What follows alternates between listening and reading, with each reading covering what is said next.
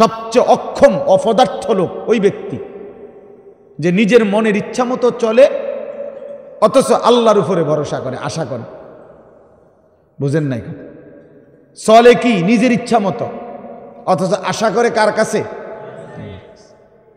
করতেছে নাফরমানি, মুখে বলতেছে আল্লাহ ভরসা। টাকা সুদের, এরপরে বলতেছে হুজুর খাস করে দোয়া করেন, বহুত কষ্টে আল্লাহ আল্লাহ করিয়া 12 লাখ টাকা ব্যবস্থা করে ফুলাকা বিদেশ পাঠাইছি, খাস করে দোয়া করেন। খাস করে কি দোয়া করতো? 12 লক্ষ টাকার মধ্যে সুদের টাকা কত, কিস্তিতে কত নিলেন? কিস্তিতে কত? তো আপনি আল্লাহ আল্লাহ করে নি টাকা ব্যবস্থা করছেন না সুদে টাকা ব্যবস্থা করছেন? তাইলে মিথ্যুক এটা বললেন কেন যে আল্লাহ আল্লাহ করে টাকা ব্যবস্থা করত? আর খাস করে কি দোয়া করত? যে আল্লাহ এই টাকার উপরে ঠাডা পড়ুক। এটাই তো দোয়া, খাস দোয়া। না এই সুদের টাকার উপরে গজব পড়ুক, হারামের টাকার উপরে লানত পড়ুক, বেটা লানত করুক এই টাকা। এইটা খাস দোয়া। তাহলে কি পরিমাণ অজ্ঞতা আমাদের, মূর্খতা! প্রকাশ্যে আল্লাহর নাফরমানি করে আবার বলতেছে খাস করে দোয়া করে দেন। এইটাই নবীজি বলছে, ওয়াল আজিজু মান আতবা নাফসাহু হাওয়াহা। সবচেয়ে অক্ষম, অপদার্থ, ব্যর্থ ওই ব্যক্তি যে তার মনের ইচ্ছা মতো চলে, ও তামান্না আলাল্লাহ, অথচ আল্লাহর কাছে আশা করে। 30 বছর ধরে মিথ্যা বলে, ওজনে কম দেয়, কাস্টমারকে ঠকায়। হুজুর দেখলে কয় খাস করে দোয়া করে। কি খাস দোয়া করতো? তোর উপরে যেন গজব পড়ে, এটা দোয়া করতো। তাহলে কি কি নাহলে খাস দোয়াটা কি? আল্লাহ তার মিশা কথার মধ্যে আরো বাড়াই দেন নাকি? তার বাটফারির মধ্যে আরো বাড়াই দেন, এটা নিয়ে করতো। এই কথা বললে হুজুরের ইমান থাকবে নি? কোনো মৌলভী সাহেব যদি এ কথা বলে তো বেটার ইমান থাকবে নি? হারামের উপরে দোয়া করা যায়নি? হারামের উপরে দোয়া করা যায় না তো বাপ। এই জন্য আপনারা জানেন না, আপনি ওরা কইতা মনে হন শুধু এদুর বলে রে, আমরা কিন্তু দোয়া বুঝ করেই করি। আপনি আমরা তো বেকুব ঠাওরাইয়েন না, যেটা বলা আর সেটা হেমনি কি কই, নিজের বাঁচাই এই কই, নিজেরে সেভ করে এই বলি।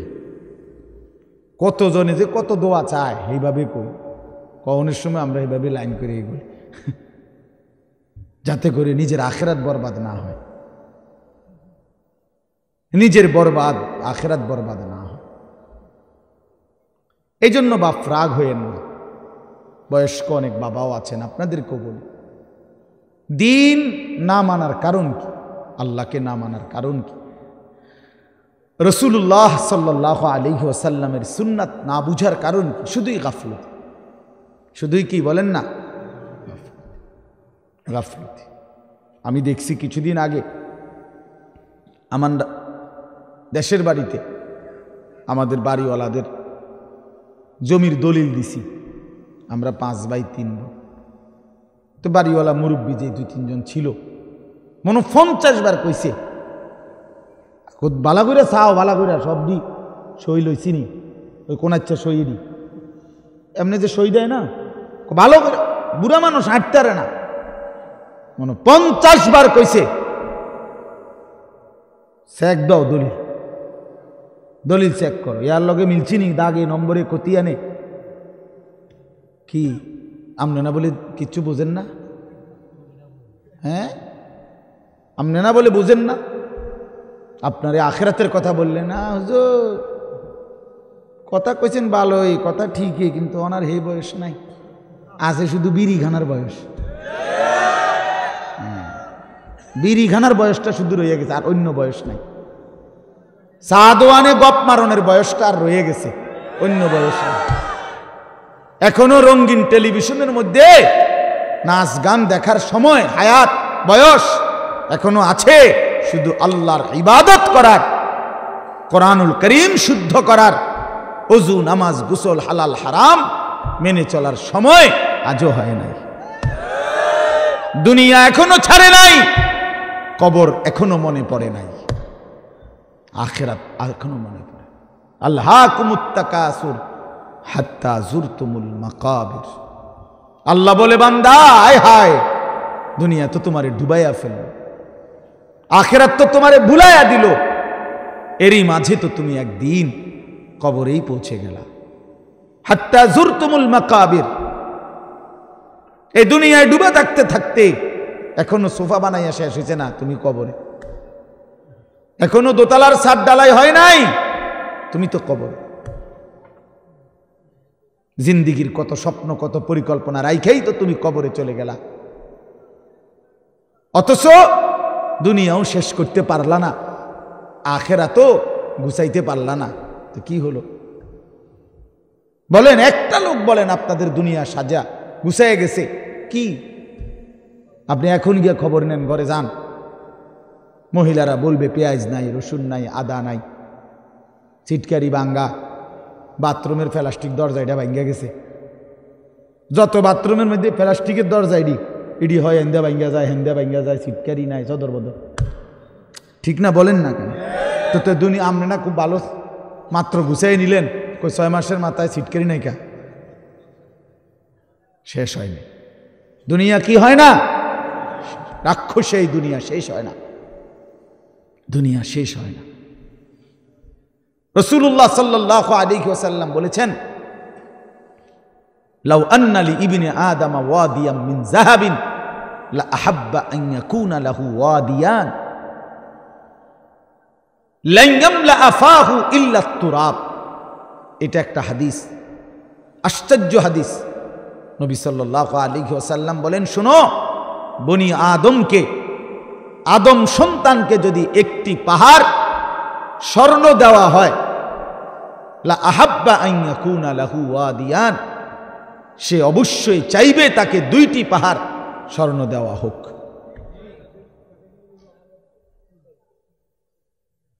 লান ইয়ামলা আফাহু ইল্লা তুরাব। এরপরে নবীজি বলেন, কসম উম্মত শোনো, বনি আদমের মুখ ভরবে না ইল্লা তুরাব, কবরের মাটি ঢালা পর্যন্ত। তার ওই মুখে, তার ওই শরীরে যতক্ষণ কবরের মাটি না ফেলবে, ততক্ষণ তার দুনিয়ার চাহিদা কি হবে না? এর চাইতে জ্বলন্ত হাদিস আর কি হইতে পারে? এর চাইতে সুন্দর কথা আর কি হইতে পারে বলেন? আরো সুন্দর কথা শুনেন। রাসূলুল্লাহ সাল্লাল্লাহু আলাইহি ওয়াসাল্লামের একজন বিখ্যাত সাহাবী হযরত উবাই ইবনে কাব রাদিয়াল্লাহু তাআলা আনহু, সাইয়্যিদুল কুররা, সাহাবীদের মধ্যে সবচেয়ে সুন্দর কোরআন পড়তেন যিনি, ওনার নাম হলো উবাই ইবনে কাব রাদিয়াল্লাহু তাআলা আনহু। এই সাহাবী বলেন, এই হাদিস এটা নবীজি আমাদের কাছে এত হাজারবার বলছে, এতবার। এই কোনটা? এই যে যদি বনি আদমকে একটি পাহাড় স্বর্ণ দেওয়া হয়, সে 2টি পাহাড় চাইবে, আরো দিলে আরো চাইবে, তার মুখ ভরবে না কবরের মাটি ছাড়া। ওই সাহাবী বলতেছেন, আমি নিজে তাফসিরে, আমার গাড়িতে এই তাফসির আছে, তাফসিরে কুরতুবী। তো ইনি বলেন, এই সাহাবী বলেন, কুন্না নারা হাদা মিনাল কোরআন। নবীজি এই হাদিসটা আমাদেরকে এত বেশিবার বলছেন, আমরা মনে মনে ভাবতাম এটা কোরআনের আয়াত। এটা কি? কোরআনের আয়াত ভাবতাম, কোরআনের আয়াত মনে করতাম আমরা এটাকে। তার মানে এত বেশিবার আমাদেরকে এত গুরুত্ব দিয়ে বলছে যে হায় বনি আদম, দুনিয়া তৃপ্ত হবে না, শুধু শুধু তুমি আর চেষ্টা করো না, থামো, এই নাফরমান থামো, পারতা না দুনিয়া। আরে হারামখোর, সুদখোর, ঘুষখোর, বাটপার, ওজনে কম দেওয়া সিটার, থাম বেটা থাম, থাম নাফরমান, দুনিয়া পারবি না বেটা। দুনিয়া তোরে ধোকা দিবে, দুনিয়া তোরে বুড়া আঙ্গুল দেখাবে, দুনিয়া তোরে একদিন লাথি দিয়া কবরে ফেলে দিবে আর বলবে যা বেঈমান, কবরে চলে যা, দুনিয়া থাকুক। শুধু শুধু শুধু শুধু এত মিথ্যা, এত চুরি, এত ডাকাতি, এত দুর্নীতি, এত অন্যায়, এত সুদ, এত কিস্তি, এত হারাম। আহা মুসলমান, কি করলেন? লা ইয়াদখুলুল জান্নাতা জাসআদুন গুজিয়া বিল হারাম। নবী সাল্লাল্লাহু আলাইহি ওয়াসাল্লাম বলেন, ওই দেহ জান্নাতে ঢুকবে না যে দেহের রক্ত গোশত হয়েছে হারামের দ্বারা। আমি নিজে হাদিসের ব্যাখ্যায় পড়ছি। এই হাদিসের ব্যাখ্যার মধ্যে আছে উলামায়ে কেরাম, মুহাদ্দিসিনে কেরাম বলে যে অভিভাবক তার পুরা ফ্যামিলিকে হারামের টাকা দিয়া পালে, বউ বাচ্চা সবাই এই হারামের টাকা থেকে খায় দায় ঘুমায়, তো এই নাফরমান অভিভাবক যেন নিজ হাতে পুরা ফ্যামিলিটার জন্য জান্নাত হারাম করে দিল। কারণ এই হারামের টাকাটা তো সেও খায়, পুতেও খায়, বউও তো খায়। বুঝেন নাই কথাটা? হ্যাঁ, গায়ে লাগতে পারে কারো, গায়ে লাগলে যদি পছন্দ না হয় জাইরা হালাই দিয়ে পানি দিয়ে দিয়েন গাছ, তাহলে আরে তো সাবান লাগাই লাইলে পরে এটি উঠতে দেব। অনেকের আছে আরে মাইত নেই, এতে ইডি কইবই মাইত, এতে কত ভালা ভালা হুজুর দেখছি ইডি কইয়া গেছে, আমারে লড়াইতে আসছে না। আর এবারটা আইসে, এবারটা আমার উল্টাই লেবে বেটা। হ্যাঁ, এতে আরো কত মোটা তাজা হুজুর দেখছি শৈলওয়ালা। ছেলেরা আমার, বাপ আমার, বন্ধু আমার, পর্দার আড়ালের মা বোন আমার, এটা মনে রাখতে হবে। দুনিয়া আমাগরে ধোকা দিবে। যুবক, তোমার মোবাইল একদিন তোমারে ধোকা দিবে, এই ফেসবুক একদিন ধোকা দিবে। একদিন দেখবা এটা নাই, একদিন শুনবা এটা নাই, এই ইউটিউব, এই ফেসবুক এগুলো নাই, এই অনলাইন নাই, এটাই হবে।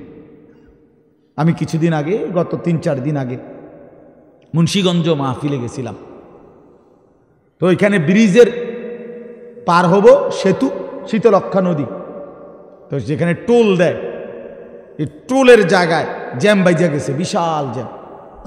তো সবাই বলতেছে যে এখানে তো এত বড় জ্যাম লাগার কথা না, কখনই লাগলো কেন? তো আমার গাড়ির থেকে আমার সাথে একজন মাওলানা ছিল, ওই গিয়ে আগাইয়া দেখছে আর কি হইছে, যাইয়া আইসা আমার বলতেছে, হুজুর টোল যে নেয়, টোল বোঝেন তো না, ব্রিজ পার হইতে সময় যে টাকা দেয়, এটারে টোল কয় আর কি। এই টোল তো 3টা কম্পিউটারে টোল নেয় আর কি, 3টারই কম্পিউটার সিস্টেম লেস। হঠাৎ মানে 3টাই একই সাথে কাজ করতেছে না, কোনোভাবেই অপারেটর বুঝতেছে না কি হয়েছে। এই কারণে ওই যে টোল নিচ্ছে না, জ্যাম বাইজা গেছে।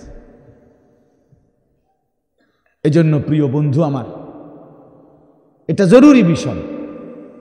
এই পৃথিবীতে প্রযুক্তি এর কোনোটারই স্থায়িত্ব নেই। ফেসবুক আসমান থেকে আসে নাই, ইউটিউব আসমান থেকে আসে নাই, তোমার এই বড় মোবাইলের এই সমস্ত অপশন, এটা আসমানি বিষয় না যে এটা অনন্তকাল থাকবে। কিন্তু তুমি শেষ হইবা না, মোবাইল শেষ হয়ে যাবে, তোমার জিন্দিগি কোনো দিন শেষ হবে না। মানুষ শেষ হয় না, মানুষের কোনো শেষ নাই, মানুষ স্থানান্তর হয়। প্রিয় ভাই আমার, ছেলেরা আমার, বাবারা আমার, পর্দার আড়ালের মা বোনেরাও, মানুষ মরে না, শেষ হয় না, মানুষ স্থানান্তর হয়। একবার মানুষ ছিল মাটিতে, সেখান থেকে খাবারে, সেখান থেকে বাবার বীর্যে, সেখান থেকে মায়ের জরায়ুতে, সেখান থেকে আবার বীর্যের ফোঁটা, জমাট রক্ত, গোশতের টুকরা, হাড্ডির খাঁচা, গোশতের আবরণ, নাক চোখ লাগানো, এরপরে আবার স্থানান্তর হয়ে মায়ের পেট থেকে দুনিয়ার জমিন, দুনিয়ার জমিন থেকে স্থানান্তর হয়ে কবর, কবর থেকে স্থানান্তর হয়ে হাসরের মাঠ, হাসরের মাঠ থেকে স্থানান্তর হয়ে একটু সামনে মিজানের পাল্লা, যেখানে হিসাব হবে আমল নামা, সেখান থেকে আরেকটু আগে স্থানান্তর হয়ে ফুলসেরাত, সেখান থেকে আরেকটু স্থানান্তর হয়ে জান্নাত কিংবা জাহান্নাম। জান্নাতে গেলেও চিরস্থায়ী, জাহান্নামে গেলেও চিরস্থায়ী। তো শেষ হইল কই? বুঝাইতে পারছি নি কথাটা? বলো ভাই, একটা ছেলে বলো ভাই, শেষ হয়েছে কোথাও? মানুষ শেষ হয় না। এই জীবনের আর শেষ নাই, এই জীবনের আর কি নাই? মৃত্যু আছে, এটা মৃত্যু মানে শেষ না, মৃত্যু মানে সমাপ্তি না, স্থানান্তর। এই জন্য আমরা ইন্তেকাল করি, আমরা ইন্তেকাল বলি না। এই ইন্তেকাল মানে হলো স্থানান্তর। এই যে এটা এখানে ছিল, এখানে আনলাম, এই যে ইন্তেকাল, এখান থেকে এখানে আনছি, এটাও এক ধরনের ইন্তেকাল মানে স্থানান্তর। এজন্য মানুষ শেষ হয় না বন্ধু। আমি তো টেলিগ্রাফ দেখছি, এখন নাই। আমি তো ডাক পিয়নের চিঠি দেখছি, কই রিতন চলে না। আমি তো ওই যে এমনি 1 2 3 গুণনা যে টেলিফোন, সেটা ছিল না চাচা, আমরা তো ওইগুলো দিয়ে কাজ করছি। তো আপনি তো আরো বেশি দেখছেন, আমি তো আপনার চাইতে বয়সে কম। টিনটিতে অনেকক্ষণ অপেক্ষা করতে হইতো ওই লাইন পর্যন্ত পৌঁছতে হইলে, টিনটি অফিস হইয়া। কই এরপরে আপনার মোবাইলে আসলো, এই লম্বা লম্বা ডান্ডাওয়ালা মোবাইলগুলো, 10 টাকা মিনিট। দোকানে গিয়া কাগজ দিয়া নাম্বার লিখে লই আমরা যাইতাম দোকানদারের হাতে। দোকানদারে আপনার কল কইরা রিং রিসিভ করাইয়া তারপরে আমগো হাতে দিত। তো আমরা কথা বলতে, আবার হেতের হাতে দিলে হেইতে বন্ধ করতো। এতটা ভয় পাইতাম যে এটা নিজে বন্ধ করলে কোন বেয়াদবি হয়ে যায়। এই তো ছিল। কই এই যে এগুলো তো নাই। এই জন্য দোস্ত আমার, বন্ধু আমার, একদিন এই প্রযুক্তি থাকবে না। প্রিয় ভাই, তুমি থাকবা, তোমার জিন্দেগি থাকবে। তুমি চাইলেও আর কোনোদিন তোমার রাত বুঝতে পারবে না। এই কাল দুপুর বিকেল, ক্ষেত ফল ফুল ফসল, গাছপালা তরু লতা, জায়গা জমি বাজার ব্যবসা, আয় রোজগার, স্ত্রী সন্তান, তোমার শরীর দেহ জীবন যৌবন রূপ, তোমার চোখের পলক, হাতের নড়াচড়া, দেহের সৌন্দর্য শক্তি সামর্থ্য, আল্লাহর কসম, আল্লাহ বলেন এক ঢোক পানি, এক লোকমা খাবার, একটা নিঃশ্বাস, আমি আল্লাহ সেটারও 100 পুরাপুরি হিসাব নেব। সুম্মা লাতুসআলুন্না ইয়াওমাইদিন আনিন নাঈম ফাওয়ারাব্বিকা লানাসআলান্নাহুম আজমাইন। আল্লাহ বলে, বান্দা কসম করে বলছি আমি হিসাব নেব। ওয়াকিফুহুম ইন্নাহুম মাসউলুন। আল্লাহ ফেরেশতাদেরকে বলবে হাসরের ময়দানে, ফেরেশতারা আমার বান্দাদেরকে সারিবদ্ধভাবে দাঁড় করাও। ইন্নাহুম মাসউলুন, এখন তাদেরকে জিজ্ঞেস করা হবে।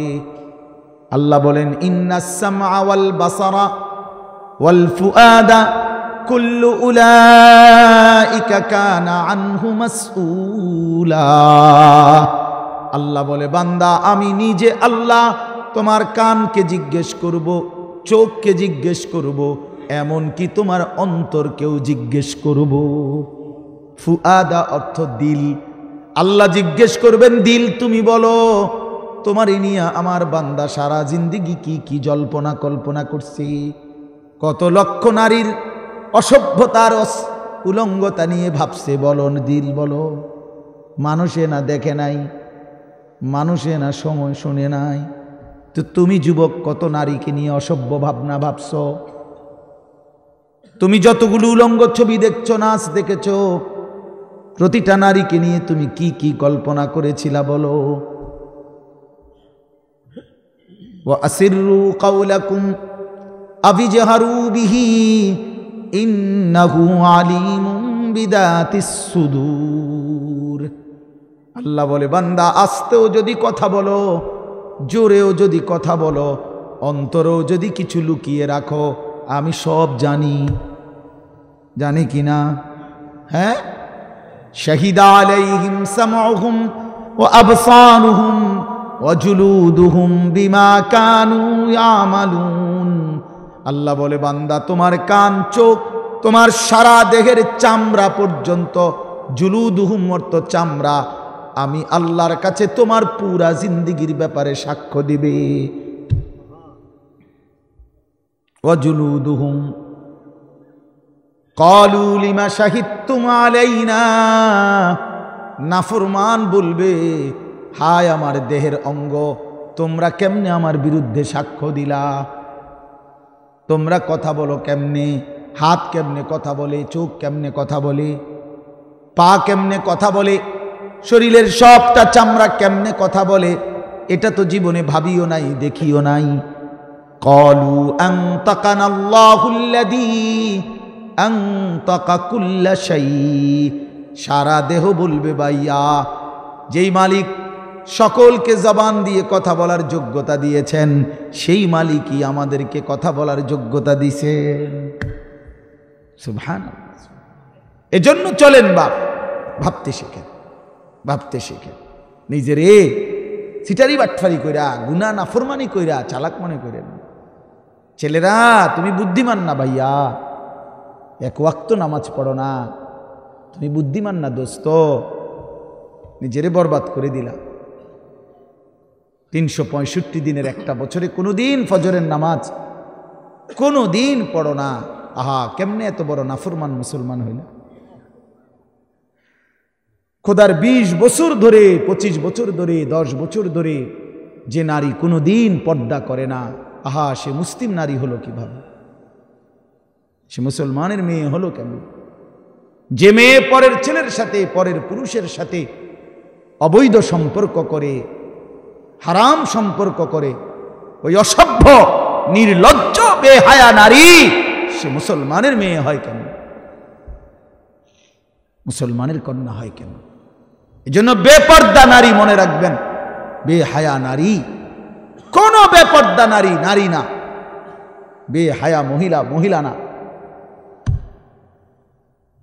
তারে মহিলা বলে না, তারে নারী বলে না, সে ভিন্ন কিছু, হয় প্লাস্টিক, নয় রাবার, নয় অন্য কিছু। সে প্লাস্টিক সামগ্রী। নারী বলে তাকে ইজ্জতের কদর করে যে, সতীত্বের কদর করে যে, নারী বলে তাকে পুরা দেহে হায়া লজ্জা থাকে যার, নারী বলে তাকে আল্লাহর রাসূল বলছে আওরাতুন, নিজেকে গোপন রাখে যে, আড়াল রাখে যে, লুকিয়ে রাখে যে। হীরা মণি মুক্তা রাস্তায় ফেলে দিতে নাই। রাস্তার পাথর তো পিচ ঢালা যে কাজ করে, এগুলো না রাস্তার পাথর। হীরা মণি মুক্তা ওগুলাও পাথর, কিন্তু সেটা রাস্তায় ফেলে দেয় না। ডায়মন্ড রাস্তায় ফেলে দেয় না। নারী হীরা, নারী মণি মুক্তা, নারী ডায়মন্ড। এজন্য নারীকে আগলে রাখতে হয়, পর্দায় রাখতে হয়, লুকিয়ে রাখতে হয়, আড়ালে রাখতে হয়, গোপনে রাখতে হয়। আর সেই আড়ালে থাকা নারী দুনিয়াতেও দামি হয়, আখিরাতেও দামি হয়। এজন্য রাবেয়া বসরি আজও দামি, আদো দামি, মা ফাতেমা আজও দামি, আয়েশা আজও দামি, হযরতে খাদিজা আজও দামি।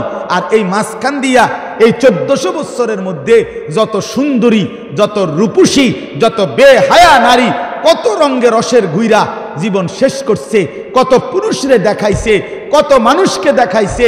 ওই বেহায়া বেপর্দা নারীর নাম আজকে কোনো কুত্তাও লয় না, কুত্তাও লয় না, কুত্তাও লয় না, কুত্তাও নেয় না। মানুষ তো দূরে থাকে, বেহায়া নারীর নাম কুকুরও নেয় না, ঘৃণা করে, তারে ঘৃণা করে। নারী তো বহুতই দামি, নারী তো মা। সোয়া লাখ আম্বিয়ায়ে কেরাম,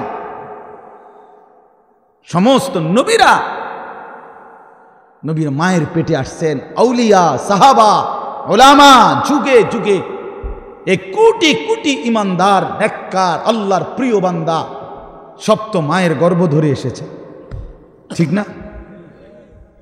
তো মা কতটা দামি, নারী কতটা দামি, নারী কতটা দামি। আহা বোন, সে বুঝল না। সে সামান্য এক ফালতু ছেলে, যে ছেলের কোনো চরিত্র নাই, যাতে কেমনে মোতে এইটাও কইতে পারে না, এতে খারাইয়া মোতে না বইয়া মোতে না আটতে আটতে মোতে। এই অপদার্থ জানোয়ার, একটা চতুষ্পদ প্রাণীর মতো যার জীবন, এই বখাটে দুশ্চরিত্র রাস্তার মানুষকে দেখাইবার জন্য যেই মেয়ে যেই নারী বেপর্দা চলে তার মতো নিম্ন রুচির মানুষ আর কে হইতে পারে মিয়া? আরে বেডি কারে দেখাইতি বাইরে গেলি কি বাইজিদ বুস্তামিরে দেখাইতা? তুমি যে বেপর্দা বাইর হইলা তোমার রূপ যৌবন দেখবে কেডা? জোনায়েদ বাগদাদি নাকি? কথা কয় না। তো যেই পুরুষগুলো দেখবে রাস্তায়, যেই ছেলেগুলো তোমারে দেখা, তাদের কোনো আখলাক নাই, তো তারা এই বেপর্দা নারীকে দেখে কি মন্তব্য করবে? দিলে কল্পনা করবে কি? যদি সেই কল্পনার রিপোর্ট আইতো আলটা, তাহলে না বুঝা যাইত। বুঝেন নাই কথাটা?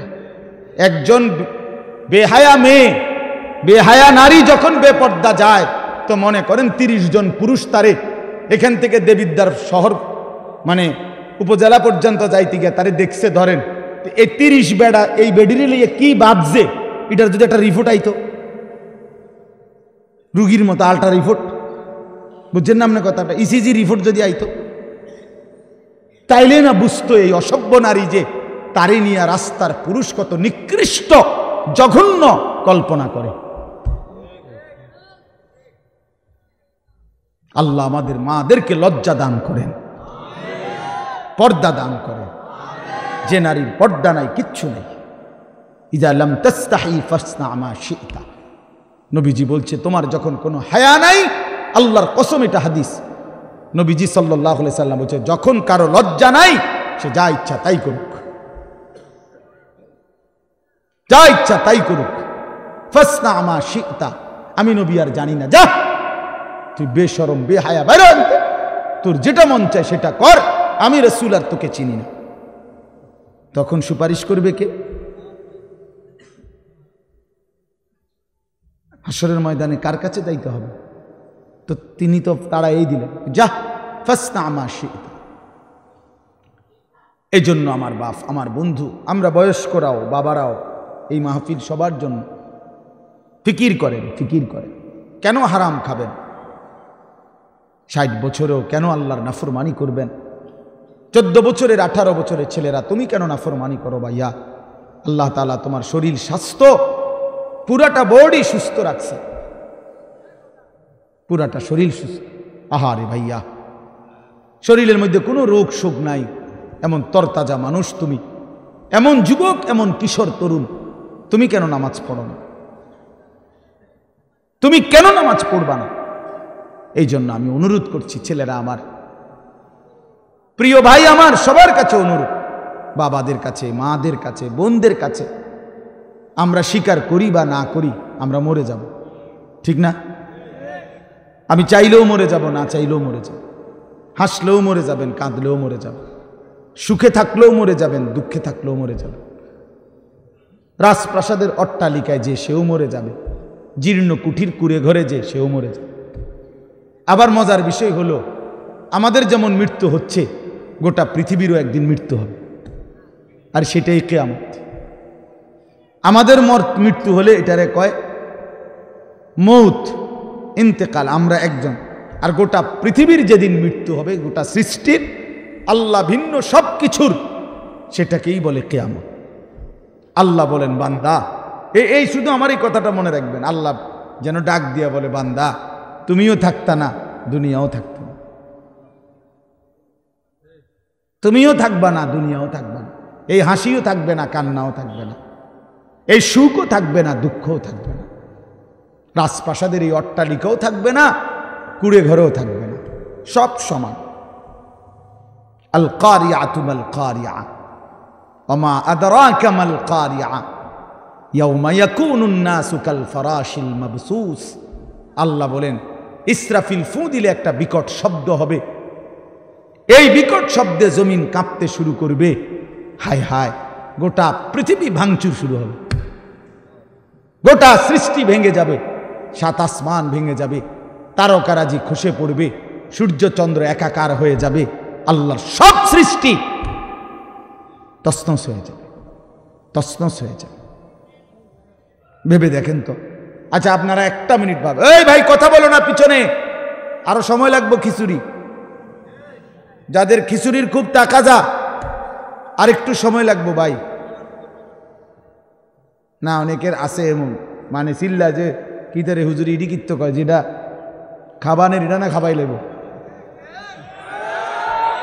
মাহফিলের শ্রোতা দুই ধরনের হয়, এক ধরনের হইল ওয়াজ শোনে, সাথে যদি কিছু মিলে তো রিজিক মিলল, আর আরেক ধরনের হইল মেহমান, মানে উনি শুধু রাত যদি 3টাও বাজে উনি বাইরে গেলেন, কারণ উনি তো মূলত মেহমান। হ্যাঁ উনি মেহমান না, খাওয়িন না পার্টি, এটা কইলে কেমনে আপনারা বলতে পারেন, আমি তো ভদ্রতার সাথে বললাম মেহমান, তবে একটু শরম কম, সামান্য একটু কি শরম একটু কম আর কি, শুধুই খানার জন্য এটা উচিত না, এটা উচিত না। জিন্দিগি শুধুই খানা না, এই খানা কারোই জীবনের কোনো সমাধান না, ঠিক কিনা বলেন? এজন্য প্রিয় ভাই আমার, বাপ আমার, আমি অনুরোধ করতেছি, আমরা এটা ভাবা দরকার। আপনারা একটা মিনিট, এই একটু আগে আপনারা দেখছেন, তো এটা আপনারা ভাবেন, আচ্ছা এই একটা মিনিট ভেবে দেখেন যে আমরা যেমনি বসে আছি চুপচাপ প্যান্ডেলটার মধ্যে, তো হঠাৎ করে আমরা দেখতেছি যে লাইটগুলো ঠাস ঠাস করে ভাঙতেছে, এই প্যান্ডেলটা ছিঁড়ে গেছে, স্টেজটা ভাঙ্গা পড়ে গেছে, সবগুলো বাঁশের খুঁটি ভাঙ্গা গেছে, সবগুলো তার লাইট সিস্টেম তস্তস হয়ে গেছে। আচ্ছা কি পরিমাণ পেরেশানি হবে, পুরা মাঠটার মধ্যে কি পরিমাণ হুলস্থুল লাগবে কি না বলেন? সবাই তখন সিরিয়ালে বাইরে না, সিরিয়ালে কথা বলেন না কেন, যে যেভাবে পারে, ঠিক না বলেন? তো ঠিক আল্লাহ তাআলা বলে, বান্দা একদিন ইসরাফিল ফু দিবে, এই জমিন কেঁপে উঠবে পুরাটা একসাথে, আর এই সময় বিকট শব্দ হবে, বিকট শব্দ, মনে করেন ওই ডিস্ট্রিক্ট ট্রাকের চাক্কা যদি ব্রাস্ট হয় দূরের থেকেই বোঝা যায়, মানুষ এটার আওয়াজ বিকট, মানুষ শুনলেই বুঝে ডিস্ট্রিক্টের চাক্কা কি হয়েছে, ফুটতে গেছে, এটা বুঝে মানুষ। ঠিক এই গোটা আসমান, 7 আসমান ভাঙতে শুরু করবে, আওয়াজটা কেমন হবে? কোটি কোটি তারকারাজি খসে খসে পড়বে, আওয়াজটা কেমন হবে? সমস্ত সাগর নদীর পানিগুলো টকবক করে উথরাইতে থাকবে, ফুজ্জিরাত বা ইদাল বিহারু ফুজ্জিরাত কোরআনে আছে। জ্বলন্ত টকবগে আগুনের মধ্যে যেরকম পানি গটগট করে আওয়াজ করে, সব পানি, সাগর নদী পুকুর খাল বিলের পানিগুলো এভাবে উথরাইয়া শূন্যে মিলায় যাবে, শূন্যে মিলায় যাবে। আমার ভাই, ওয়াতাকুনুল জিবালু কাল ইহনিল মানফুস, তুলার মতো পাহাড়গুলো উড়ে যাবে। তো আল্লাহ তাআলা বলেন এই সময় ইয়াউমা ইয়াকুনুন নাসু কাল ফারাশিল মাবসুস, এই কোটি কোটি মানুষ তখন বিক্ষিপ্ত পতঙ্গের মতো, এই যেটা আপনি কইলেন এই মাত্র, যে যেদিকে পারে সেদিকে ছুটবে, ঠিক এটাই বিক্ষিপ্ত পতঙ্গ, মানে হলো ওই উলু পোকা সাদা সাদা, এগুলো যখন লাইট এবং আগুনের কাছে আসে তখন চারিদিক থেকে উইরা উইরা আসে, যে যেদিক থেকে পারে আসে উইরা উইরা আইসেই এই আলোর মধ্যে আগুনের মধ্যে ঝাঁপ দিয়া দিয়া যে যেখানে পড়ে মরে যায়। আল্লাহর কসম, আল্লাহ তাআলা বলেন ইসরাফিল ফু দিলে, জমিনের এই ভূমিকম্প শুরু হলে, আমার গোটা সৃষ্টি যখন ভাঙতে শুরু করবে, তো মানুষগুলো এরকম দিক বিদিক পতঙ্গের মতো, উলু পোকার মতো ছুটাছুটি শুরু করে, যে যেখানে মরবে পড়বে, পিছলা খাইয়া ফুসটা খাইয়া ওইখানেই মরে কবরে পৌঁছে দেবে।